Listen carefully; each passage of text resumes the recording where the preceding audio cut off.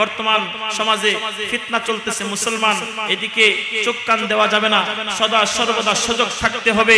দ্বীন ইসলামের বিপক্ষে যারাই যাবে, কোরআনের বিপক্ষে যারাই যাবে, আল্লাহর নবীর ইজ্জতের বিপক্ষে যারাই যাবে, সে আমার যতই আপন হোক না কেন, সে যত বড়ই রাজনৈতিক লিডার হোক না কেন, তাকে আমরা বৃদ্ধাঙ্গুলি দেখাতে দ্বিধাবোধ করব না। কথা বলেন ঠিক কিনা?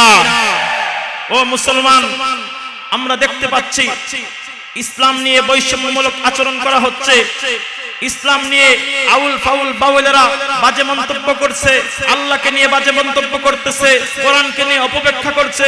কত বড় দুঃসাহস! নাস্তিক আবুল সরকার 95% মুসলমানদের দেশে, 3.25 লক্ষ মসজিদের দেশে আল্লাহকে নিয়ে বাজে মন্তব্য করে, কোরআনের অপব্যাখ্যা করে, আর মুসলমানরা ঘরে বসে থাকবে, তা কোশ্চেন কালেও হতে পারে না। কথা বলেন ঠিক কিনা?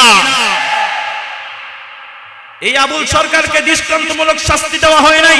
শুধু তাই নয়, স্বাধীনতার পর থেকে এই সোনার বাংলায় কোরআন অপব্যাখ্যা করার কারণে, নবীর ইজ্জতের উপর কলঙ্কের কারণে দৃষ্টান্তমূলক কোন শাস্তি এখনো পর্যন্ত দেখা যায় নাই, দেখা যাবে না।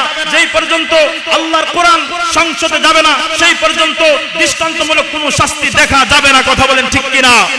ও মুসলমান, সর্বোপরি একটা কথা বলে যেতে চাই, এই সমস্ত ভণ্ড নাস্তিক মুরতাদ যারা কোরআনের বিপক্ষে অবস্থান নিয়েছে, কোরআনের বিপক্ষে অবস্থান নিয়েছে, নবীর উপর কলঙ্ক লেপন করেছে, আল্লাহর কসম এক একটা নাস্তিক মুরতাদকে বাইতুল মুকাররমের সামনে প্রকাশ্য ফাঁসির কাস্টে ঝুলাইলে কসম আল্লাহর, আর দ্বিতীয়বার বাংলার জমিনে কোন নাস্তিক মুরতাদ ইসলামের বিরুদ্ধে যাওয়ার সাহস করতে পারবে না। কথা বলেন ঠিক কিনা?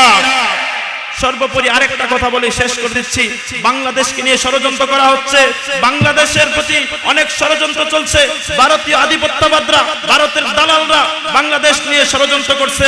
সাবধান করে দেই, 360 আউলিয়ার পুণ্যভূমি, শাইখে কৌরিয়ার পুণ্যভূমি, শাহজালালের পুণ্যভূমির দিকে চোখ তুলে তাকালে তোমাদের চক্ষু উপড়ে দেওয়া হবে, চক্ষু উপড়ে দেওয়া হবে। কথা বলেন ঠিক কিনা?